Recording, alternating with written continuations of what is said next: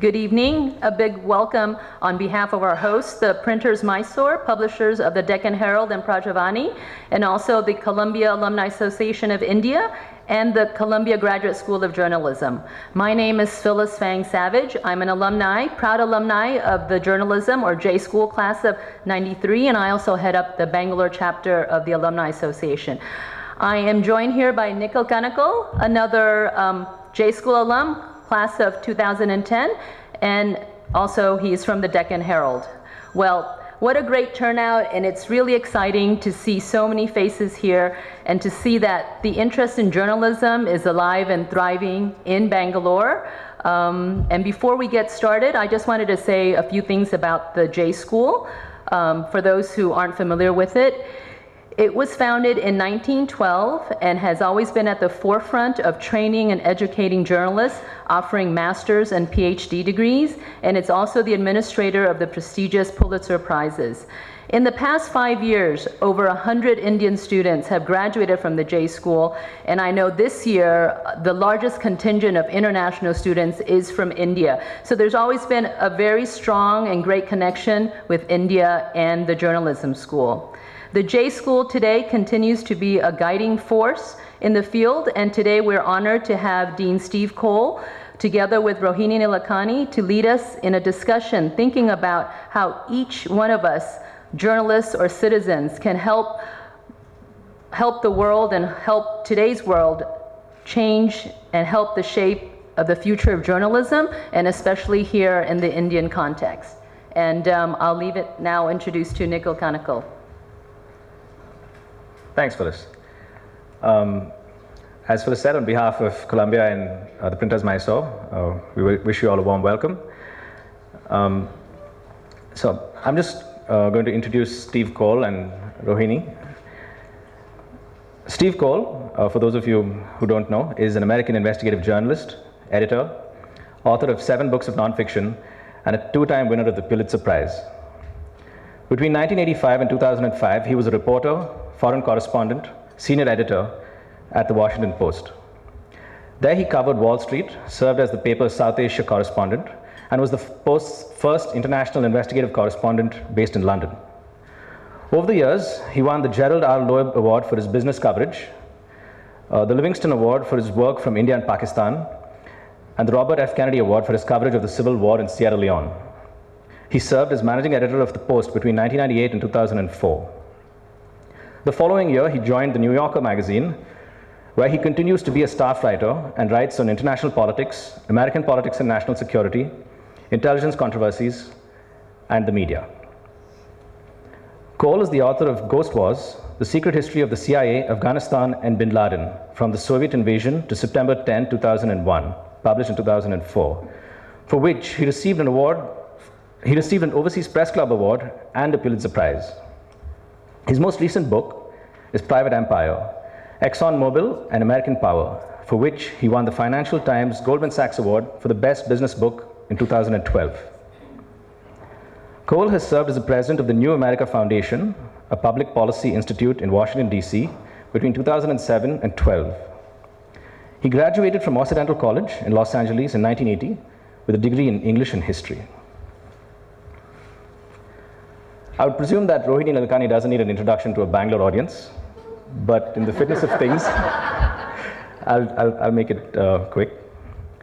Rohini Nilekani is a former journalist, the author of 2 books, a television show host, social change maker, and a champion philanthropist. She's the founder chairperson of Argyam, a foundation she has personally endowed to fund initiatives in safe and sustainable water for all. In 2004, she co-founded and funded Pratham Books, a non-profit children's publisher. By the time she retired in December 13, Pratham has reached millions of children with indigenous, attractive books in multiple languages. In 2014, together with her husband Nandan, who I believe is here this evening, she launched and is the director of EkStep, an education nonprofit that has created a technology platform for early learning.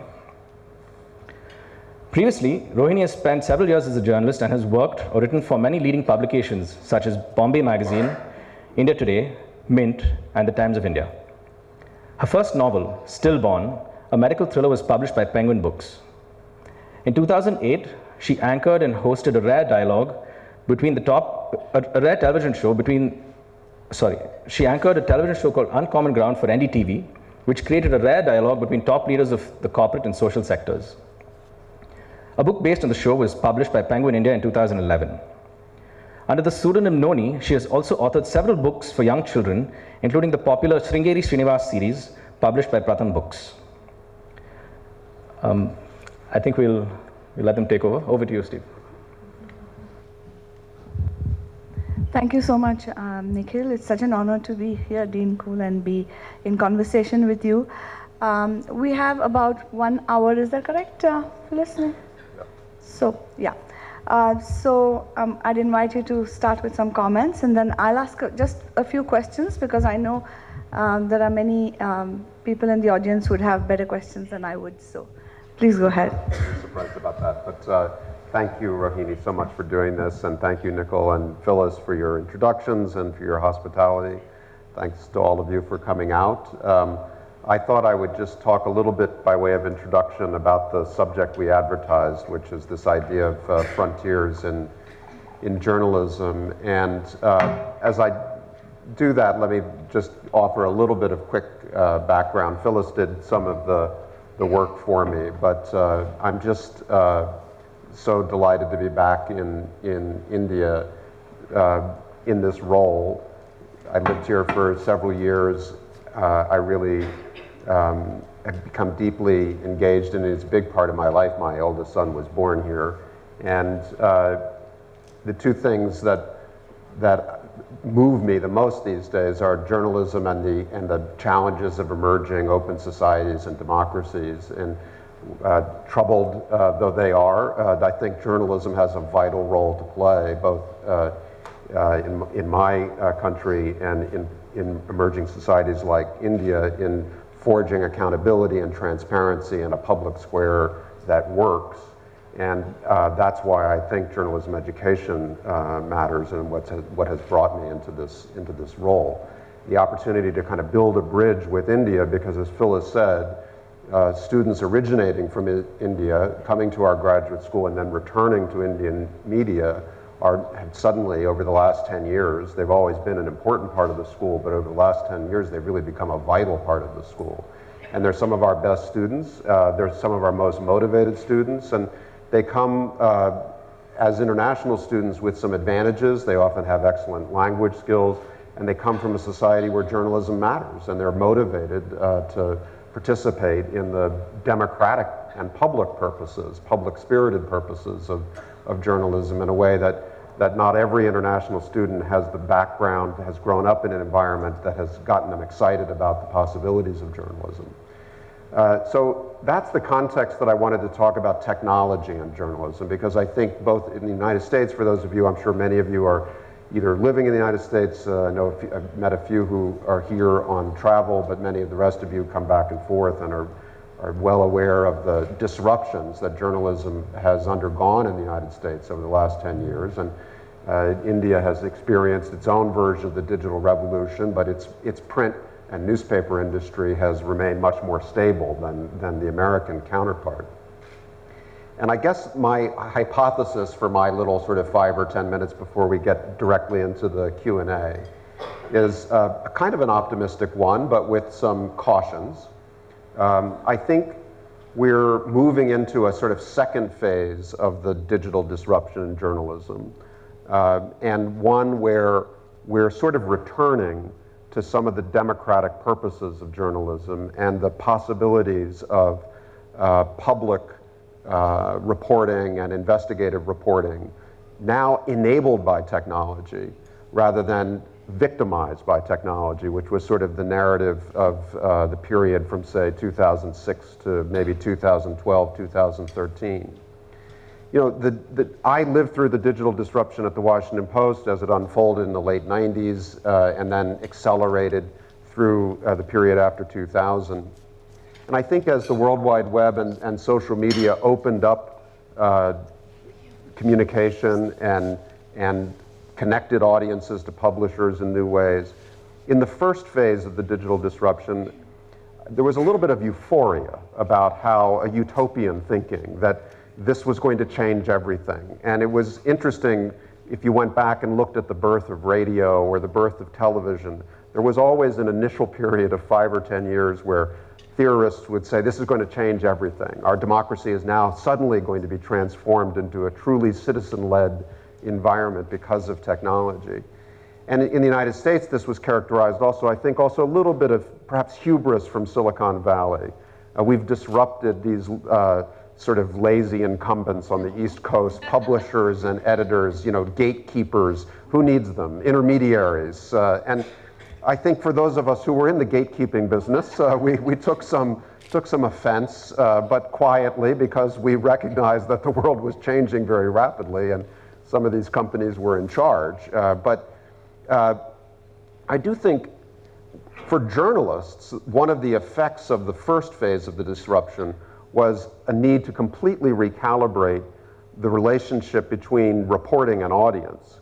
And that required adapting very suddenly to use new tools, to acquire multimedia skills very quickly, to figure out how to build a following, how to be heard in social media spaces.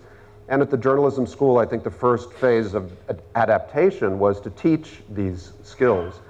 But they had a superficial quality because they didn't really go to the core of the reporting function, of journalism's function in society, which I think we could all have a conversation about what that is, but I would just off the top of my head say holding power accountable, promoting transparency, making sure that voices that are excluded from society have an opportunity to be heard, that they're chronicled, defining, clarifying important public questions amidst confusion or demagoguery. All these functions that really bring everyone into the field, as young people often, those were not the opportunities of the first phase of the digital disruption. Learning to tweet didn't make you feel that you were moving in that direction. But I think now, as the business has stabilized, the utopia has yielded to reality. There's a recognition that, as always, technology turns out to be somewhat neutral in its values, that we actually have to impose our values on the technology. That now we're in a second phase where, for journalism, these emerging technologies are actually very exciting tools of the essential purposes of reporting. So let me give some quick examples on what I think of as the good side of the ledger, and then maybe one or two on the dark side, and then we'll go straight into the questions. Of course, one thing that's happened, why do we have a digital disruption? What is this really? What is the underlying force here? You know, the structure of information has changed, and it is now located. Information is located in these very large data sets that are often published through algorithms and other forms of kind of interrogation or processing. So journalism is about information. The structure of information has changed. One of the opportunities that started to emerge is to use tools that can interrogate these large, complex sets of data for public purposes. So a simple example, but a very powerful one, is sensors. There's a great non-profit media outfit in India emerging called India Spend, and I met Samar for breakfast in Mumbai, and so I didn't realize he was already on to sensors. But in the United States, there have been some very exciting examples of newspapers acquiring really cheap air quality sensors. The Houston Chronicle bought a technology that was used in local refineries for employees as badges to alert them when they were exposed to toxic conditions. And like every other kind of integrated information technology, these sensors had become more powerful and less expensive very quickly. So the newspaper was able to buy hundreds of them and string them up in neighborhoods, in poor neighborhoods next to refineries, in playgrounds, in schools, and then essentially hold the government's accounts of air quality independently to judgment. And they discovered all kinds of surprising patterns through their own use of sensors.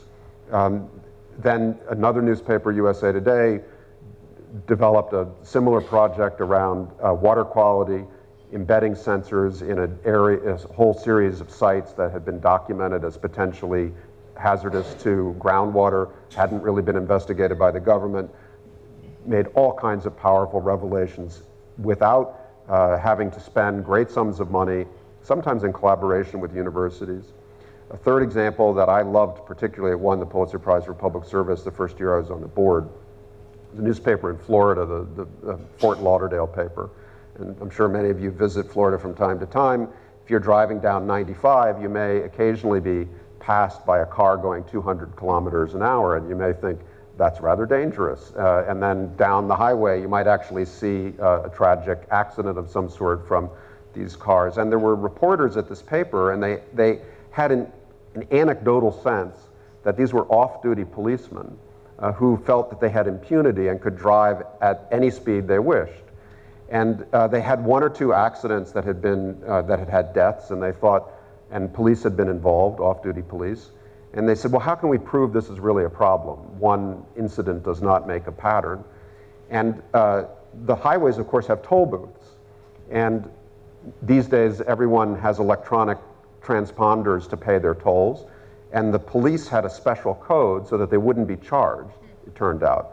So they did a Freedom of Information Act request. They pulled all the data. They segregated out the data for the off-duty police cars with these special codes. Then they went and measured the distances between toll booths exactly, and then they looked at the time it took for police to get from one toll booth to another, and they determined that they were routinely driving at 200 kilometers an hour. And also then they were able to document, 6 or 10 avoidable accidents that have been caused by this reckless driving. And it was just such a powerful and creative example of how you can overcome obstacles of the analog age to really important public purpose work. A second area I wanted to mention really quickly in the same spirit we were chatting about earlier briefly. If a purpose of investigative reporting is to identify the exercise of power in a society, whether by government or private corporations, and interrogate the uses of that power to ask, is it being used discriminately? Is it discriminating in some unjust way? Is it serving self-interest, special interests, or is it serving the public interest? So the normal way that journalists would do that, they would see, say, a big government agency allocating support for low-income neighborhoods, and they would ask, is this support being delivered in a fair and just way? And they would go into the neighborhood and they would interview recipients of the support. They would go to the government agency and they would ask for records and so forth. In the world we live in now, that still is a plausible form of investigative reporting. But quite a lot of power is exercised through code. It's exercised through algorithms that determine, for example, in the United States, there's a new technique called predictive policing, in which governments gather a lot of data about crime patterns, and then they write an algorithm about where the police should go and where they shouldn't bother.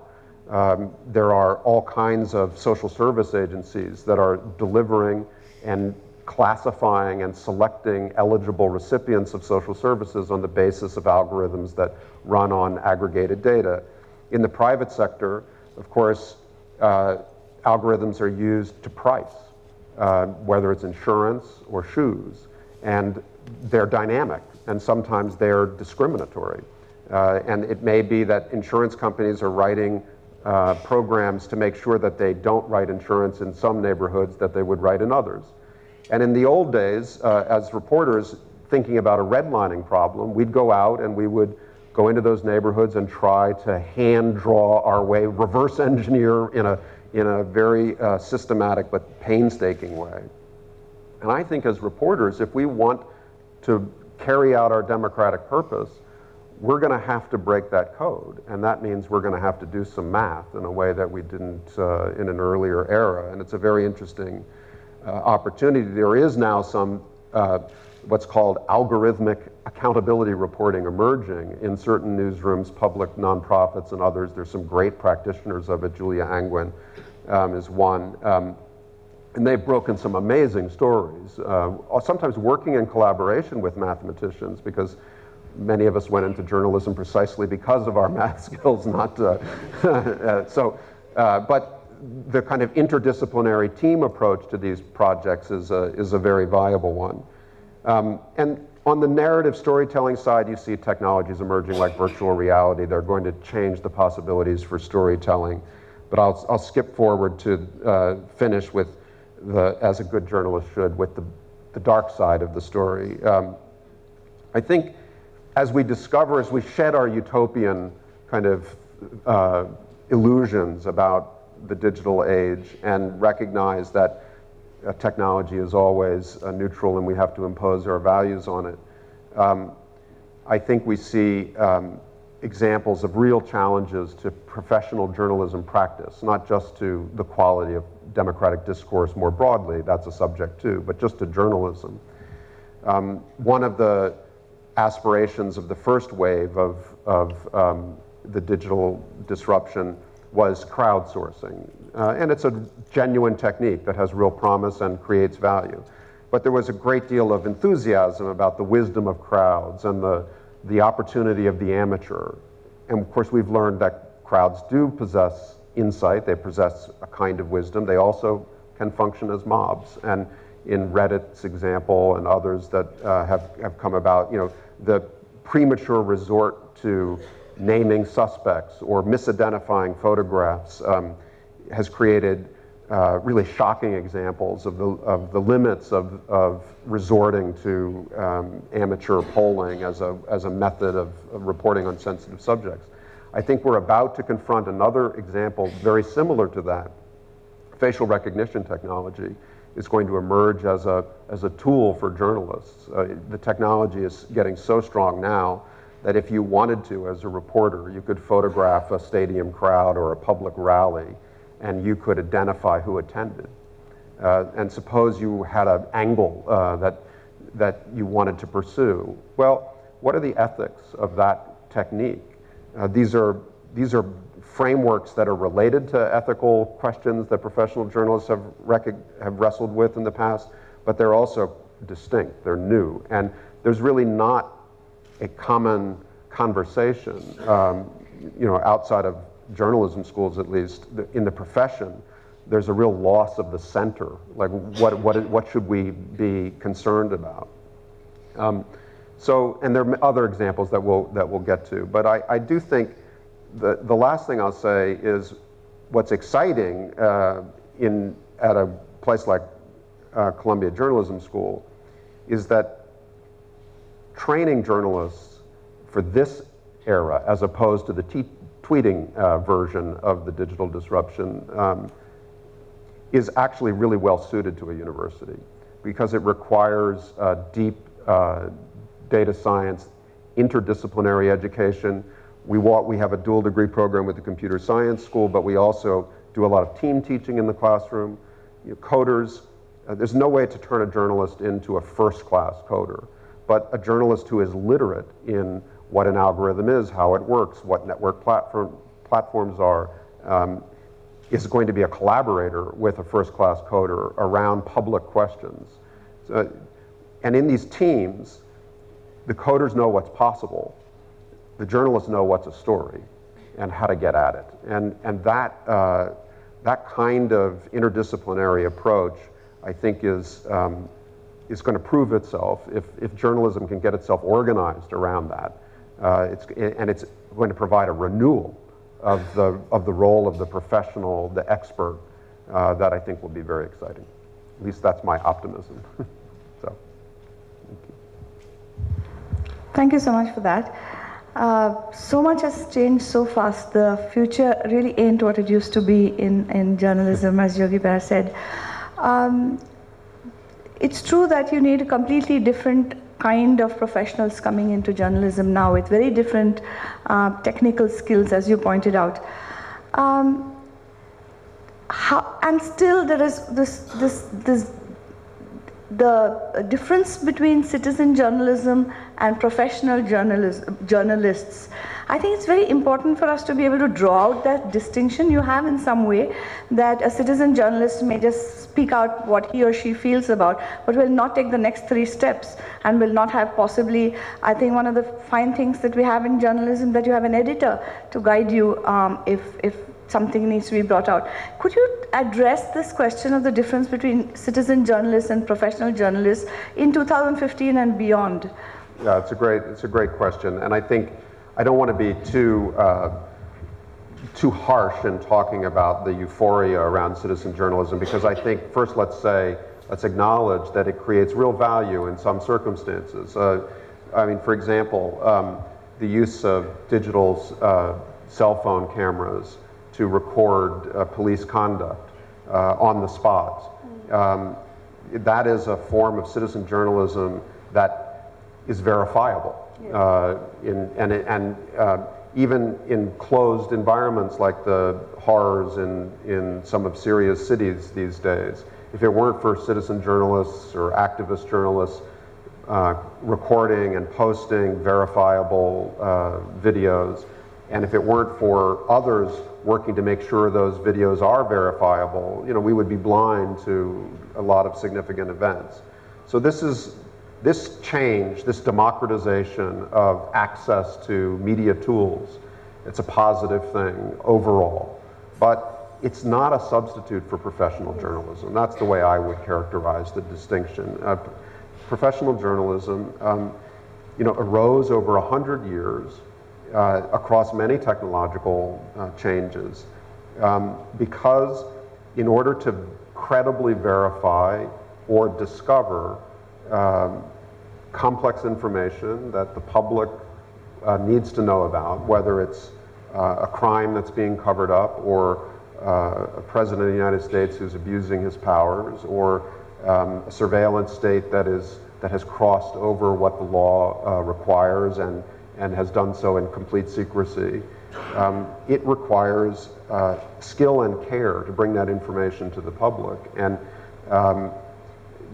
we may get to the Snowden example, but it often comes up. What's the difference between, here's the ultimate citizen journalist in a sense. He's a whistleblower, you could say. But he did a great service to professional journalism, because when he walked out, whatever his motivations, however you judge him, when he walked out with those thumb drives, or that one thumb drive, with this extraordinary archive of highly sensitive materials that were dangerous, he knew that he had a conviction that they were important and that they deserved public scrutiny. He also had an understanding that they were dangerous and that he could kill people. And somebody had to decide how to filter that, how to distinguish between the public right to know and the danger to individuals and also even to states. And how did he do that? He gave the material to journalists, said, you do it. You have experience with this dilemma. Take your time. You decide and he never interfered with them. He never pressured them. He's never questioned their judgments about what they did or didn't publish. And he chose some journalists like Glenn Greenwald, who were known to be leaning towards disclosure, and others like a colleague of mine from the Washington Post, Bart Gellman, who's a highly careful and responsible reporter. And they made the judgments they did. I'm sure they're debatable, but it's an example that even a sophisticated whistleblower like Snowden recognizes that professional journalism has a role to play as an intermediary between secrets and the public. So I guess that's my sense. Do you think there is erosion of credibility of the professional journalists or even publishing empires, that they're no longer the kind, you just believed what came in a certain kinds of publication, and now the reader is much more skeptical and would like to cross-check? Or how does independent media get its credibility back? It's another great question. I think there is an erosion. I think it may have been that the credibility that the media claimed for itself in the era of 3 broadcasting networks and one major newspaper was a bit of a self-created mythology. Sure. And I think the public was always pretty smart about the failures of journalism. Certainly, if you look at even just the Hollywood version, a lot of pretty skeptical movies about broadcast journalism or tabloid newspaper reporting. So there's always been an awareness, but there's also always been a respect for professional, courageous, independent reporting at a high level, and that's reflected in the same public narratives that we share out of Hollywood. I don't know if any of you have seen Spotlight yet, the new movie that will probably, I hope, be an Academy Award-winning finalist in the next week or two. But when it comes out, see it. It's the first movie in a while that makes you really feel excited about journalism's role in the public square. But yes, there has been a loss of credibility, and it's associated with structural change. Once the quasi-monopoly of television networks and newspapers yielded to 1,000 channels and 1,000 entrants, there was a natural polarization as publishers and broadcasters looked for niche audiences, and they chose ideological audiences in some cases because of the habit in our brains where we like to hear things that we already agree with. It makes us feel warm and fuzzy. Bias. Yes, confirmation bias. And so those patterns all evolved, and the public recognized them because the public is, on its best days, the crowds have wisdom. But how does independent media recover its credibility? Spotlight is a great example through public purpose reporting that is independent and essential, and that demonstrates its worth by what it reveals that wouldn't otherwise have been revealed. And I think the formats for that work do require some commercial basis, because without your own independent commercial revenue, it can be difficult to withstand the pressure that comes from truly independent investigative reporting. But we're also seeing, in a mixed system, a role for nonprofits in that same way, where they can free themselves from the commercial pressures of group ownership or special interests, special business interests, maybe manipulating their purchase of media properties in order to advance their own interests rather than the public purpose of journalism. And one way to shield journalism from that is to develop independence through stepping away from commercial interests. And so in the United States, we're seeing that mixed system emerge, both commercial independent journalism and nonprofit, and I think in India that's emerging as well. Right. So you're talking, there is a role for philanthropy because the business models don't seem, readership is so fractured. As you were alluding, people can stay in their own universes where they only look at what they want to read and not be exposed to the kind of things that you would, in the digital age especially, you can only stay in a universe of things that you believe in and want to read. In a newspaper, you couldn't really do that. You had to see everything. And those are also new challenges that how would you, do you think the role of philanthropy would be to make people read a more diverse set of offerings and content? What should the role of philanthropy in this be? We saw governments try to monopolize the airwaves or to monopolize even the print media in all sorts of ways. Certainly we saw it in India, and there are enough stories from around the world. Then you saw ownership of corporations that pretty much people suspected were pursuing their own business interests. Now you're seeing that even the publishers of newspapers, as we were discussing, don't have any control over their content and is just going away from them. And frankly, is being distributed to us by 4 or 5 large international technology companies that pretty much could be manipulating us in every which way. How does, again, come back to that question, what should publishers do? What would be the role of philanthropy-backed or whatever independent media? And how do you get past this question of the power of the distribution channels? So there are 2 really important questions there. Let me unpack them. They're related to each other. But the first is, what's the role of philanthropy? I think there's a critical role, and it is the same role that philanthropy plays in other sectors, which is to address needs that markets and states are failing to meet, either temporarily or for long periods of time. And in the case of journalism, that has 2 aspects, at least. One is when the disruption occurred to newspapers, certainly in the United States, the bundled system of editorial leadership and judgment that had grown up in the post-war period, where in a newspaper you didn't count what was trending. You listened to your audience, you delivered sports and entertainment and the crossword puzzle and the comics, but you also delivered environmental reporting and investigative teams and international reporting and the rest. And you had a business model that allowed independent editorial leadership to continually renew their judgments about what mattered and what the public needed to know, and had enough resources to support that judgment.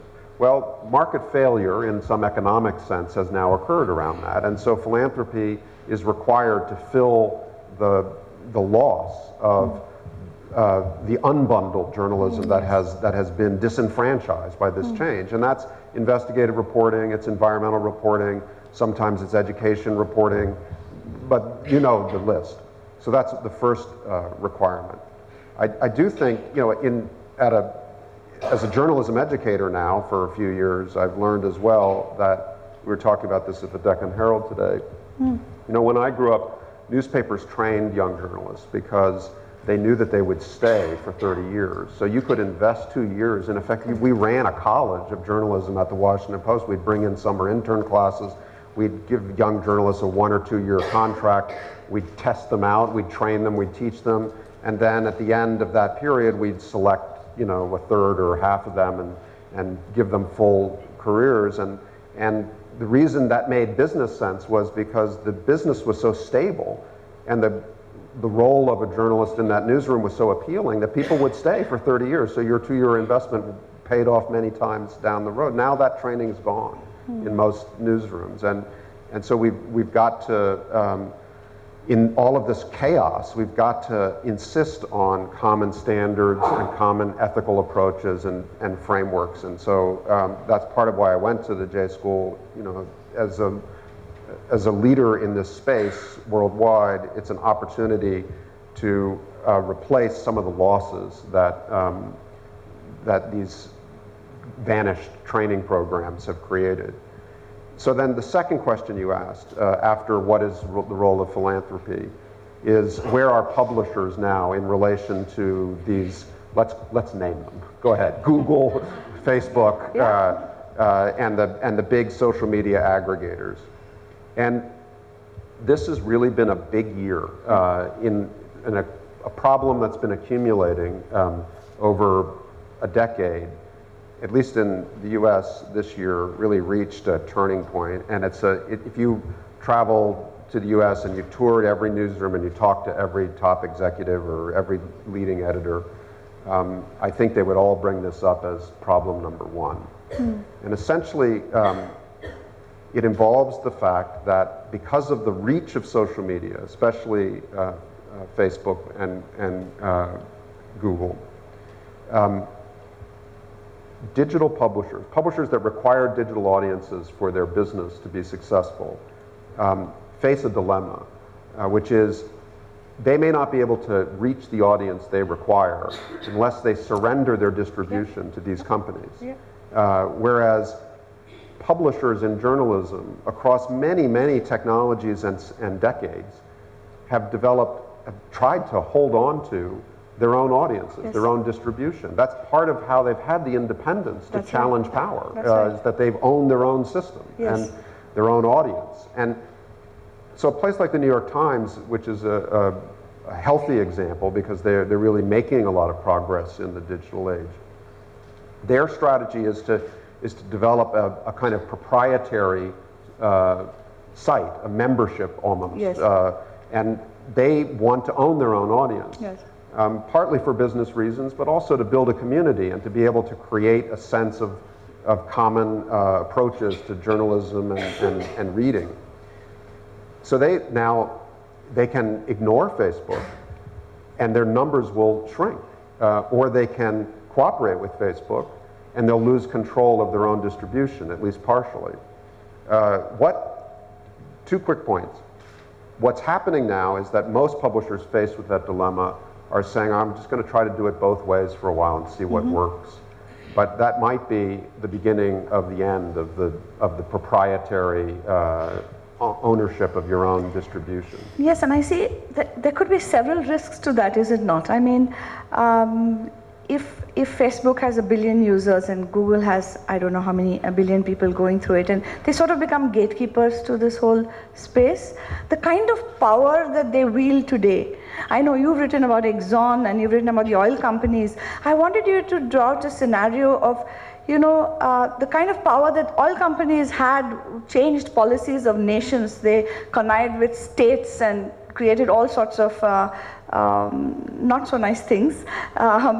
I feel that that same potential for abuse of power is coming out in these very large companies now. And how do you see a kind of a regulation structure or framework forming around that danger?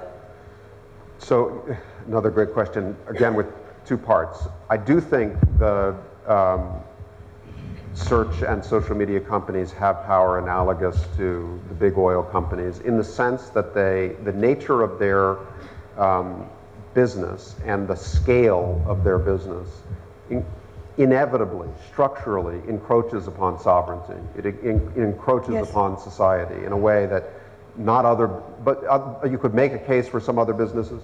The reason I was interested in ExxonMobil is that they see themselves as a sovereign in the world. They see themselves as a state, a transnational state. And when they enter into weak societies, they essentially become more powerful than the government. Yes. And so if you take that set of observations and apply it to Facebook, you could reach some similar conclusions about information, about discourse, and about the prioritization of content. Exactly. About censorship, about privacy. So these are very important questions. Now, I mean, even the oil companies couldn't control our consumer behavior beyond a point. I mean, you could get off the oil grids. It's very hard. I mean, with every click you do, somebody is making patterns of, and you could probably Google what am I going to think next, and they're probably going to tell you. Yes. So that's a whole different degree of power, is it not? I think in the age we live in, for sure, oil is a kind of 20th century power, and we're talking about 21st century power in these companies. But you asked what kind of regulatory Yes. system would fix it. Now, you know, as a First Amendment purist, I'm wary of government regulation Yes. as a solution to anything that involves speech or journalism. One of the frustrations is that typically an answer to a question like this, which was the reason I decided to give 4 of my precious years of my life to banging my head against the wall that is ExxonMobil, was that you would say, okay, if you have a closed system, it exercises power, it doesn't want to be scrutinized, what do? You report on it. You know, Yes. Go after it as a journalist, go there. And if it's hard, just keep at it. And part of the problem is with Google and Facebook, publishers, journalists, newsrooms, they're fundamentally dependent on these Yeah, companies. it's all so They've tied moved up. into a subordinate Yeah. position to Yes. them.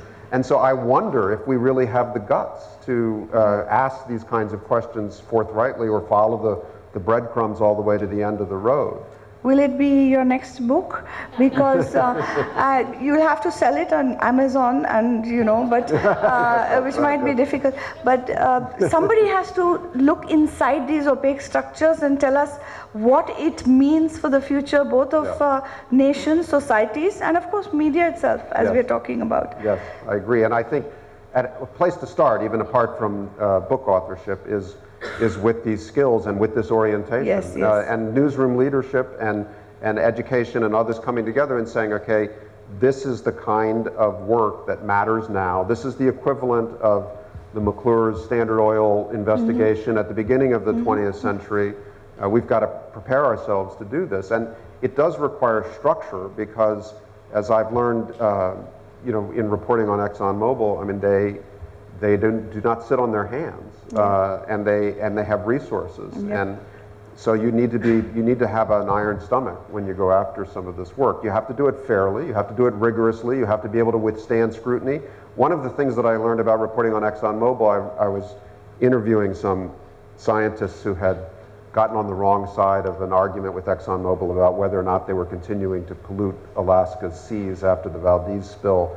and ExxonMobil had just harassed them and FOIA'd them and sent scientists trailing them around in their field research, went to every one of their conferences and raised questions objecting to their research, and really made them miserable. I mean, it was kind of an outrageous use of corporate resources. But at the end, one of the scientists said, you know, the only good thing about it was they made us better scientists because we knew that everything we did was going to be cross-examined by their proxies. And as a reporter, you learn when you go after, so you really better stitch it all together very carefully. I saw your defense of the student who... Yeah, that was, it's on my mind because I've had they ruined my Thanksgiving, basically. It ruined your Thanksgiving.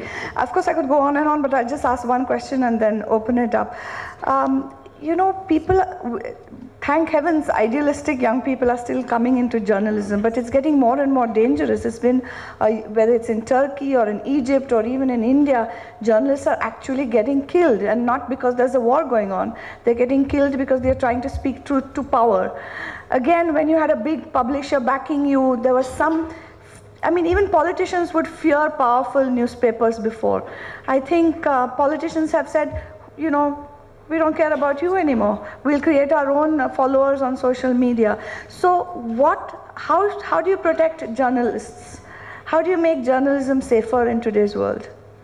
Yeah, very, very important question. There is a scourge of impunity in the world around attacking journalists, and it's getting worse.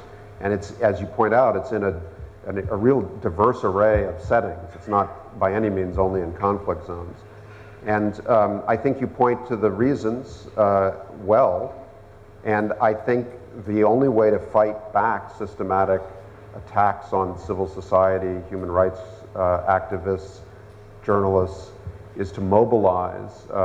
And that does require, because journalism has been deinstitutionalized to some extent, it requires building institutional coalitions that have power, you know, whether, and that brings us back to our friends at Facebook and Google. You know, their businesses rest on the creation of this content, which they see themselves as neutral distributors of. But where is their role in mobilizing their influence, which is considerable, more comparable to the broadcasters and publishers of old.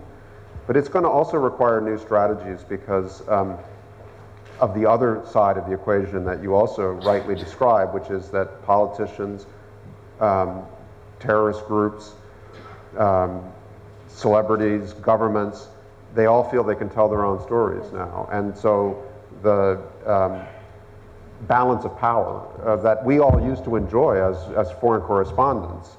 You know, you could, when I first came to this part of the world and would go out and travel with guerrilla groups, whether in Afghanistan or Kashmir or Sri Lanka, I never sweated over whether I was going to be kidnapped or beheaded because I knew I was from the Washington Post. These groups wanted their story told, and they needed me and the BBC to get their story out. So, and that shifted, you know, in the late 1990s, almost coincidental with the birth of the World Wide Web.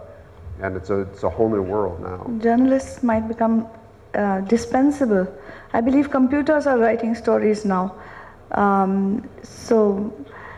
But this, where we began is where that question it cuts both resolves. ways. Yeah. It actually, you know, the essential democratic function of investigative reporting and public-minded reporting can't be replicated except through the revitalization of professional approaches and the exploitation of these technologies by professionals.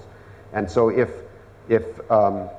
stock market stories are being written by computers, then business reporters are free to look for fraud. And that's the way journalism has to evolve. Wonderful, thank you so much. Maybe I'll sneak in a question at the end. I'm just opening it up to the audience. This is such a fantastically interesting conversation topic. Do you want to go ahead? Yeah. Sorry to have to say this, but just identify yourself and keep your question or comment brief. Thank you. Yeah, sure. This is Joita. I've come from Deccan Chronicle. So I wanted to, you know, we all know about the Pathankot crisis. I just wanted to know from your end, as a person with such immense insight, I mean, is there a way where our country can or could have reacted? Reacted?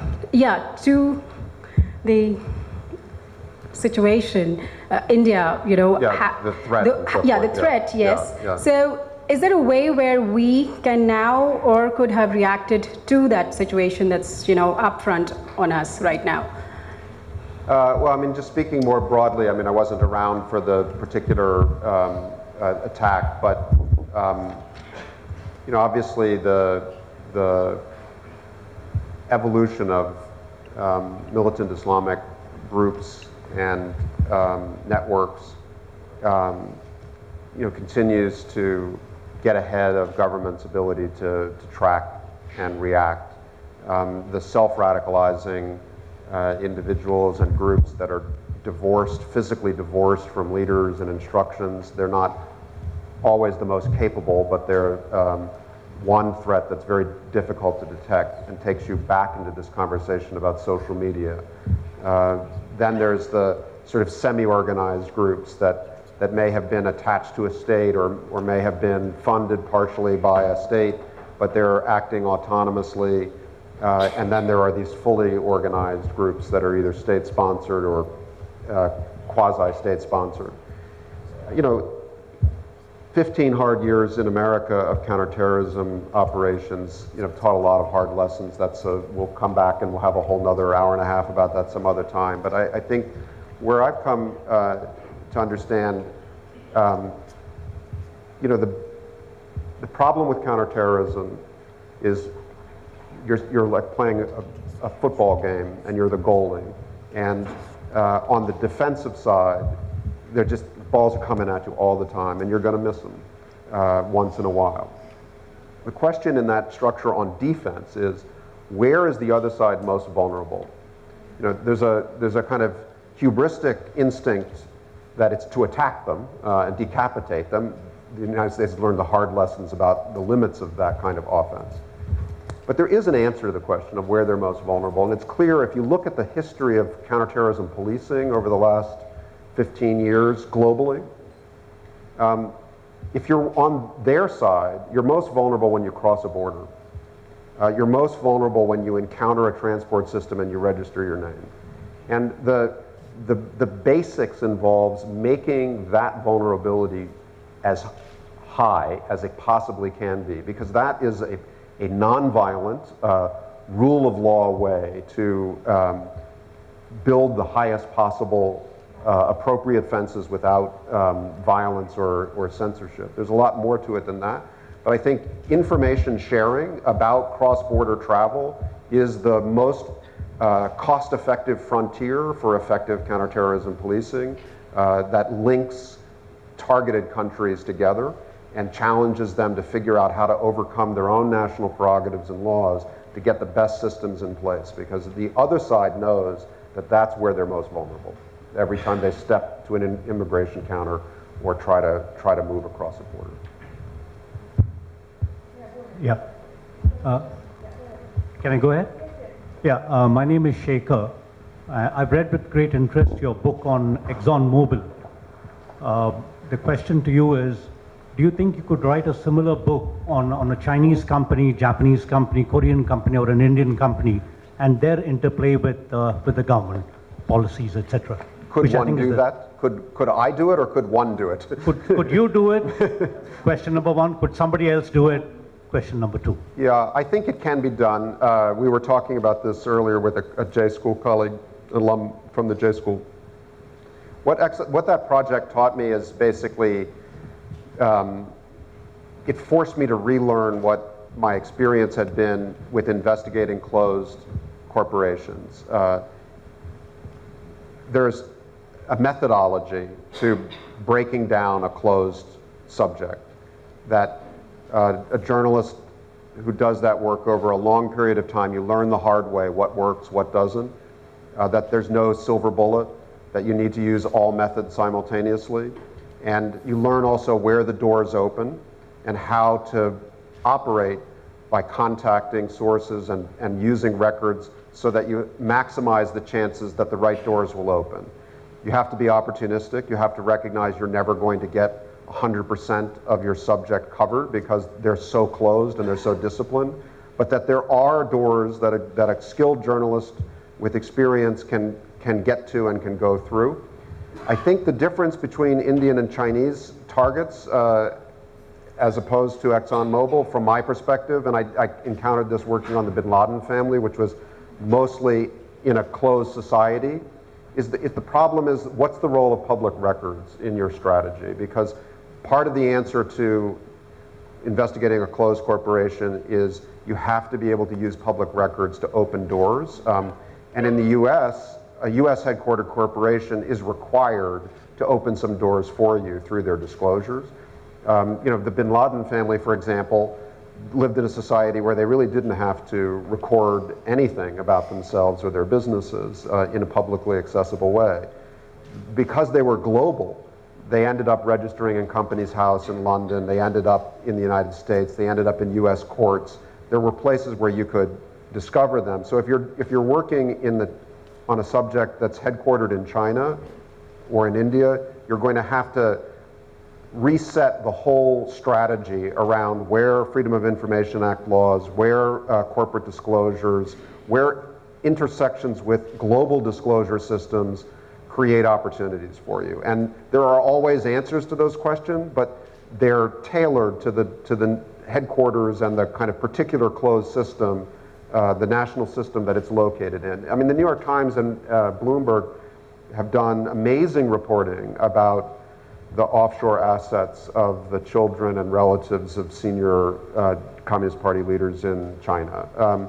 And now, I'm sure Chinese reporters helped them with that, and Chinese reporters could have done that on their own if they didn't live in a society that made that impossible. But the methodology is interesting because it's similar. They went offshore a little bit. They went to Hong Kong and they used the disclosures that the international financial system essentially mandated through auditing to then reverse engineer the facts. And so there's enough disclosure out there that you can find a point of entry, but it's complicated in each case. That's a real how-to for the journalists in this room. There's a lot to disclose in India. Sorry, you had your hand up first.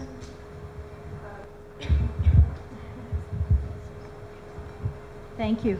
I'm Diana Golden, and I'm visiting Bangalore, beautiful Bangalore.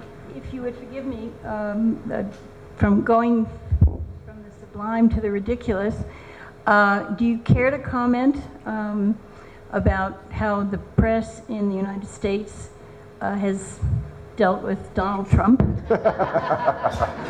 Yes. I think you could, yes, you could have one of those like lottery games at these events now, which is how much time passes before the first Donald Trump question comes. Over, under, 18 minutes. I held back, I held. It's a fascinating question. I'm glad you asked it. Obviously, the media is culpable for Trump's rise because of the lack of seriousness in the coverage early on when it seemed like a game, and he played it as a game. And he's an entertainer, and he knows media. And political journalists in the silly summer season, assuming that this storm would pass, let him control his own relationship with the media in a way that I think will be, irregardless of the outcome, it will be not a proud episode in journalism history. I think Trump, though, does represent something that's bigger than the failure of media, which is the power of the ability of, as you were talking about before, of politicians and others to write their own story and to ignore the gatekeepers and the doubters, and also simply to speak things falsely again and again, louder and louder, on the assumption that there isn't enough of a center in the public square anymore to be held truly accountable for that. Now, I don't believe that voters have lost such connection with the facts that they would ultimately elect someone with such a demagogic narrative. Let's hope.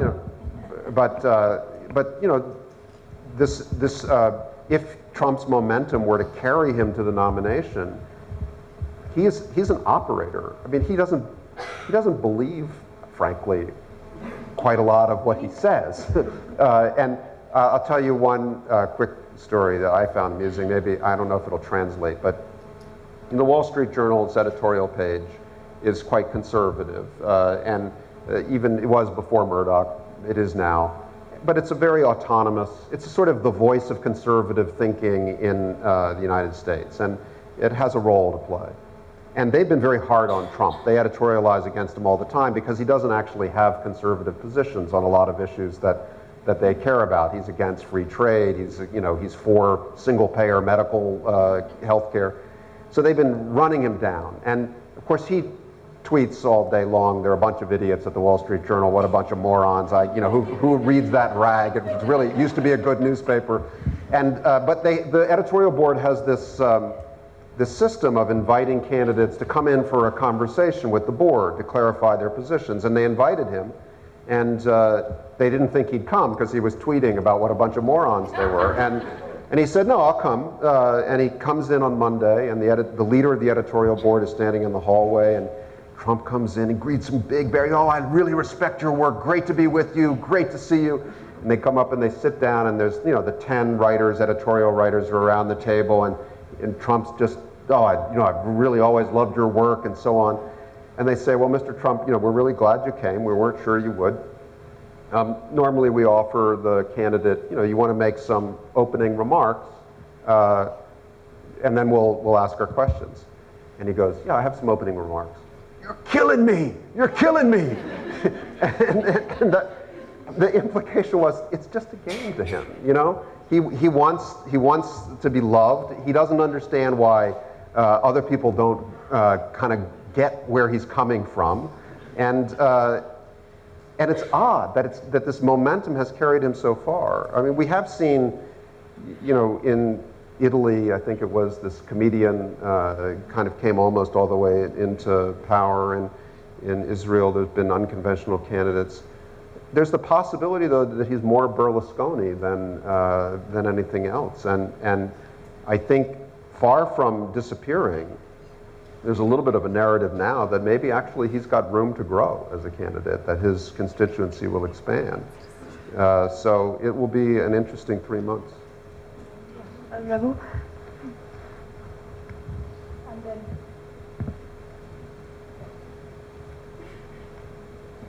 Thank you, Mr. Coll. This has been very illuminating. My name is Raghu Karnad. I work with thewire.in.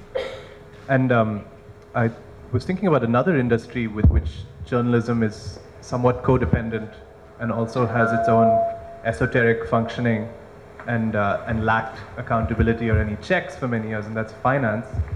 And I was wondering whether the reporting that we've seen since 2008 shines any light on how journalists can go about being more precautionary in interrogating the power of the 21st century, as you put it. Yeah. It's a great example, and there's been not enough soul searching, but some, about the failures of journalism in the run-up to the mortgage banking crisis in the United States, and the kind of credulity that business journalism as a whole displayed about the accumulation of fraud cases and even the early bankruptcies and failures. And I think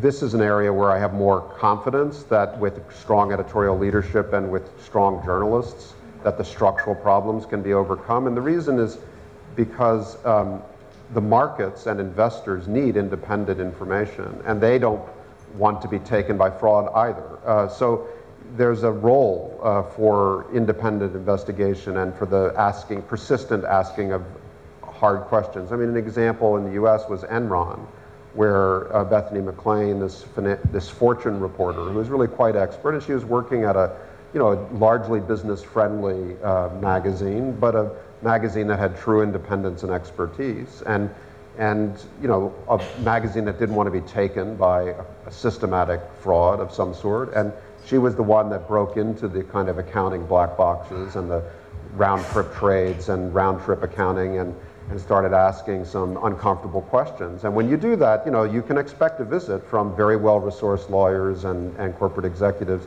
and they're going to try to shame you in front of your editors. You don't understand it, you're not sophisticated enough. And that's why you need the expertise to be able to stand your ground and to demonstrate rigorously that your questions are valid. And so we talked about the need to have that expertise in fields of emerging technology, data science, computation, but it's equally true in fields of specialization like finance. If you can hold your own in a conversation about corporate finance or accounting, as a journalist, you're going to be able to get to the bottom of things, get underneath the surface of things. There's a role for news reporting and for smart, fast, independent assessments of the surface events of earnings and markets and so forth. I'm not saying that's illegitimate, but it has to be accompanied by much deeper work to be worthy, I think. And that really increases the challenge for journalism schools, doesn't it? As to what you must specialized knowledge. Yeah. Hi, I'm Sarah. I work at a Deccan association. My question to you is, when I read Ghost Wars, for example, I just finished it actually last week. It deals with topics ranging from counterterrorism, national security, strategy, politics, all based on investigative journalism. And in an age of, again, social media, and you have radicalized network societies on Twitter, ISIS coming in from Twitter, how difficult or easy would it be for you to write that book today? I'm trying to write it today. Actually, I'm about 40% of the way through a manuscript. I'm writing a second volume of Ghost Wars, essentially, that starts on September 11th and comes forward to something like the present day. But I'm really writing about the same triangle: the United States, Pakistan, Afghanistan, and ISI and those subjects. I'm not trying to take on the entirety of global Al-Qaeda or the Islamic State, and I'm a little bit worried that by the time I finally get this thing out in the world, it's going to, everyone's going to have forgotten about Pakistan, Afghanistan, and except in India. I'll make sure there's a good Indian edition. So, maybe I get with Penguin and get a good paperback out here. But the Islamic State has kind of sucked all of the oxygen out of the discourse about global terrorism these days. But that's not my role. My role is just to do the work and get it out there. But I've been actually right now in my daily grind of trying to get this manuscript to keep moving forward, I keep trying to figure out as a researcher what archives to access to document the other side's kind of narrative of itself. So different phases in which Al-Qaeda or other groups, sort of the Taliban. I mean, part of this book is a kind of a history of the Taliban's revival in Afghanistan and in Pakistan. And it's the social media output of these groups after 2006.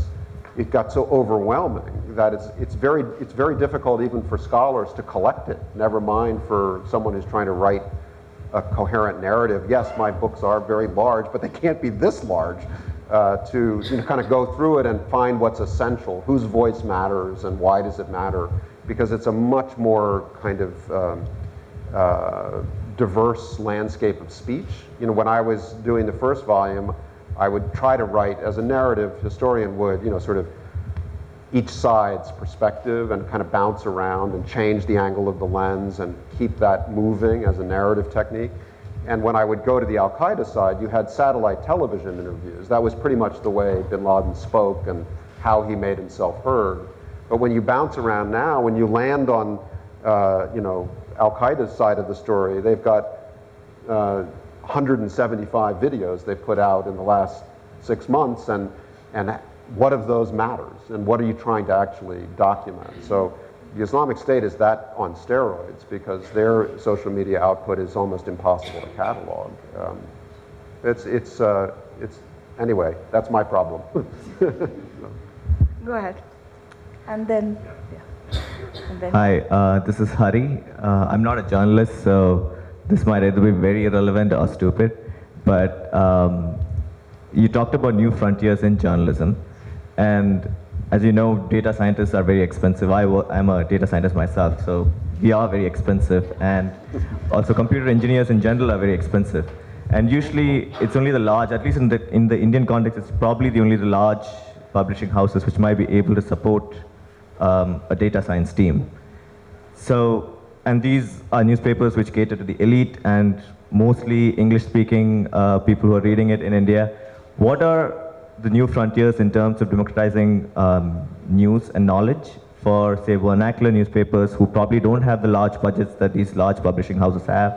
How do you make news more accessible? How do you create good quality content? How do you surface that content, given the deluge of content that we have?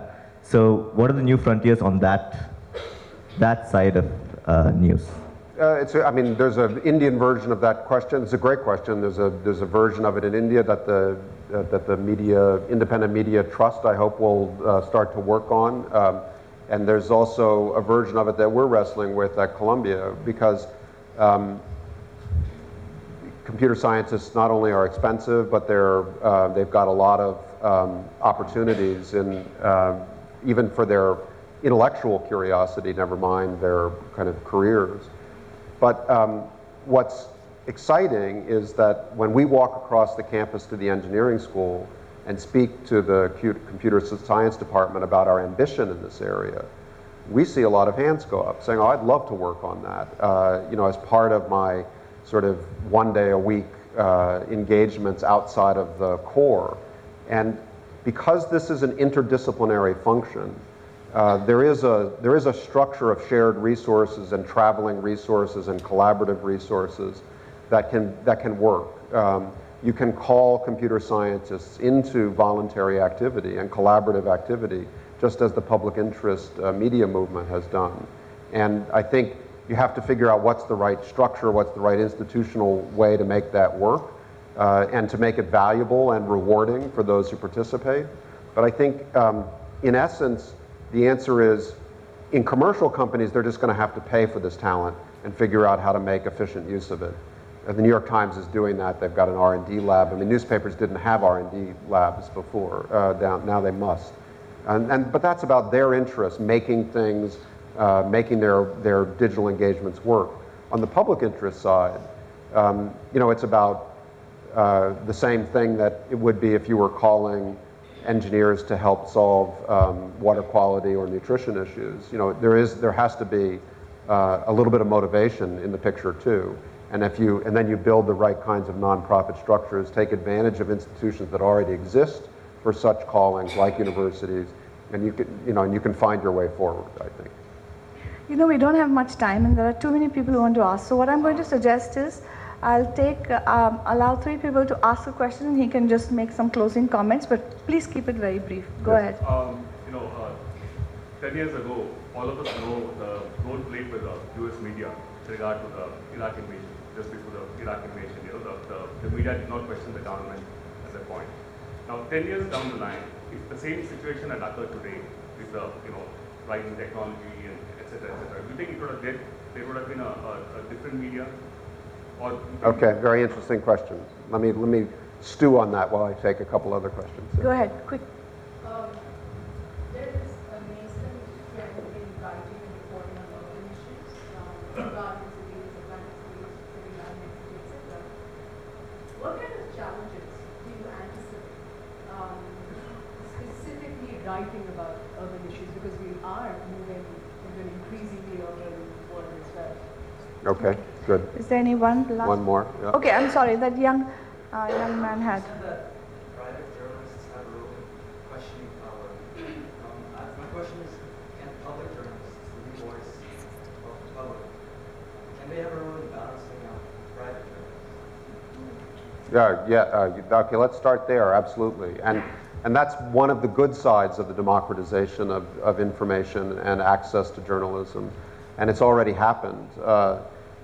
Journalists now operate in a much more transparent, sometimes involuntarily, they operate in a transparent environment on Facebook and Twitter, and it can be tough. You really need to develop a thick skin in a way that wasn't necessary earlier.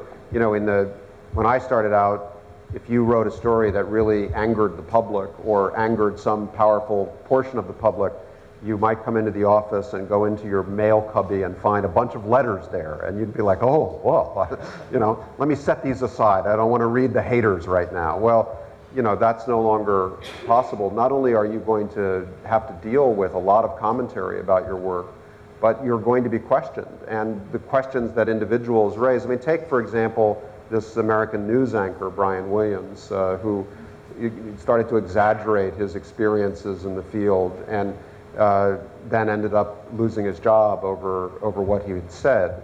Now, he was called out by some military officers who had been with him in Iraq and who knew what he was saying wasn't right.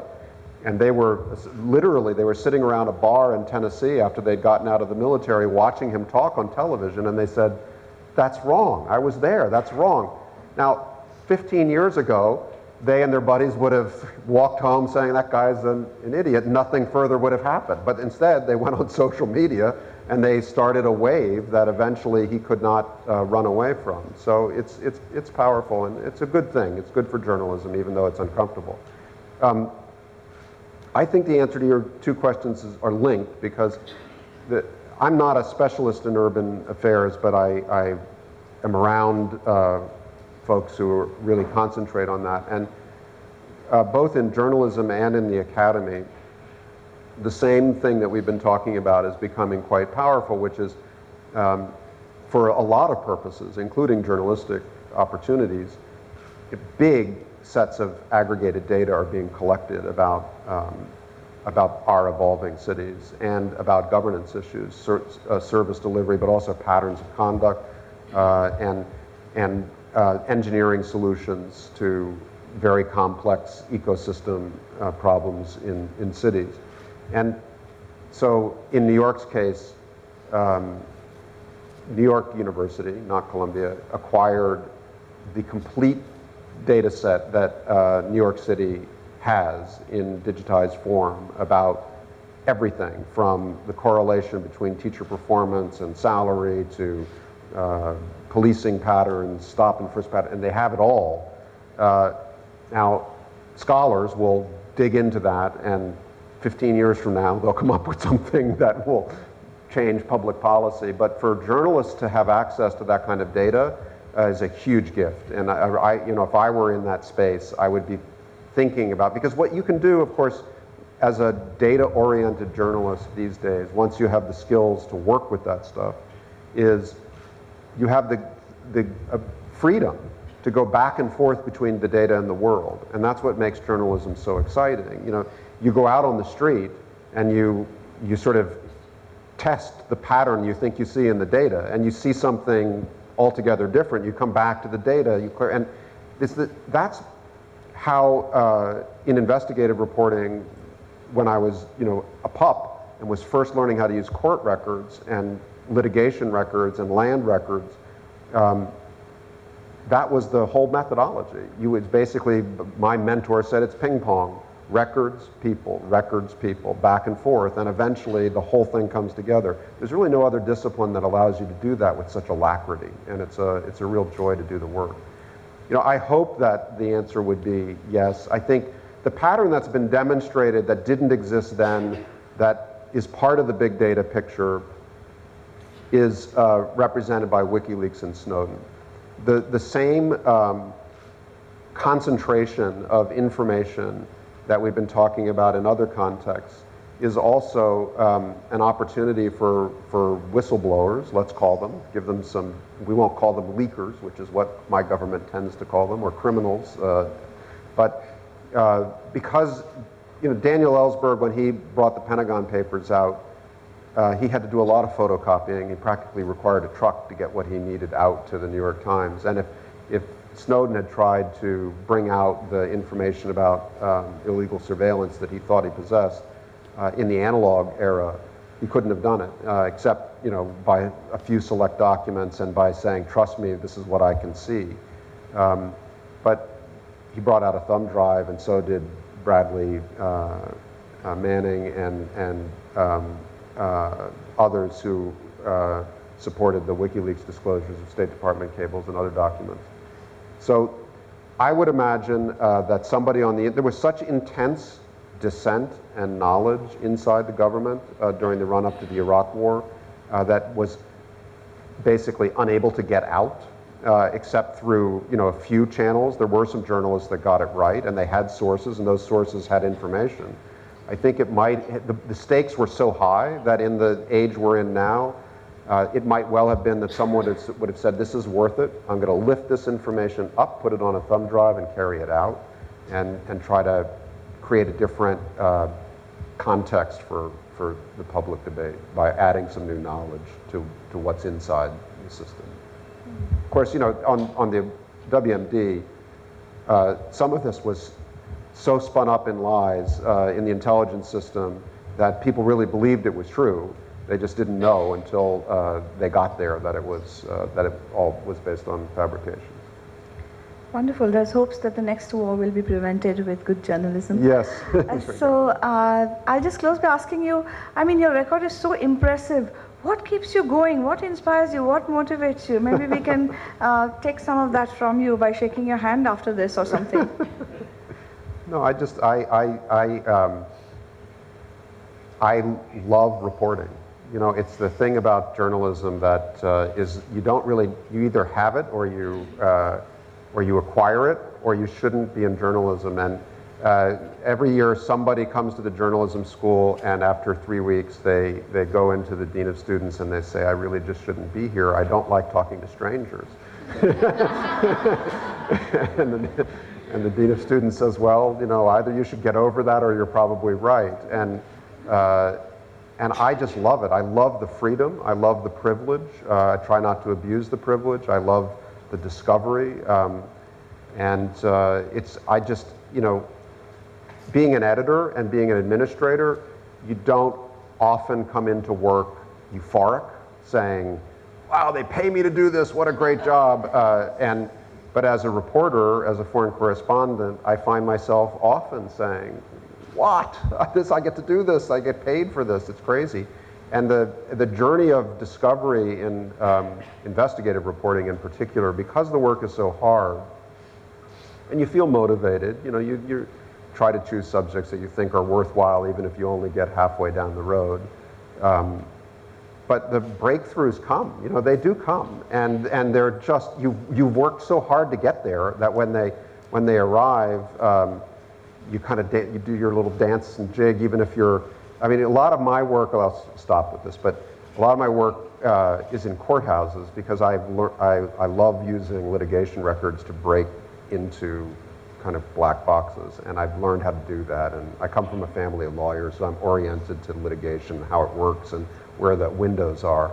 And but when you work in courthouses, not everything is online. It'll be in 20 years, this will no longer be necessary, but mostly these days in the States, you have to physically go to the court. You have to go down to the clerk's office. It's usually underground. It's usually fluorescently lit. And everyone else there is very unhappy because they're looking for their divorce records, or they're looking for some debt claim that they have to collect on somebody, and they're all kind of in a state of, you know, grumblingness. And I'm sitting there on the table, the little Formica table, with my huge piles of court files, just going through, looking for my nugget of gold. And then I find it. And I'm like, woohoo! This is, look at this Bin Laden family divorce case here. You're not going to believe it. They did a financial audit of the whole family.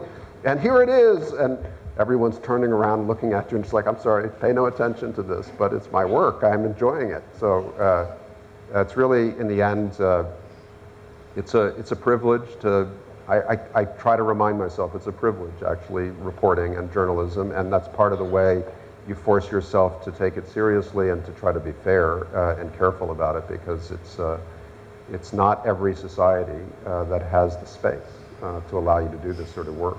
So. Thank you so much. That's what makes journalists legends, and I believe good journalists like you make the world a better place. Thank you so much. Thank you, Rohini, for doing this. Thank you.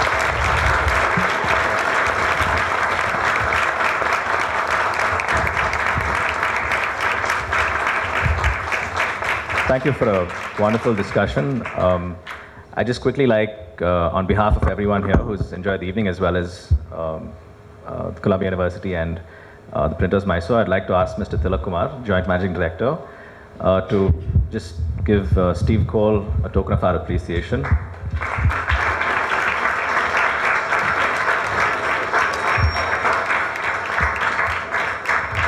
And Mr. Shyam Kumar, Director at Printers Mysore, to give Ms. Rohini Nilekani a small gift from our side.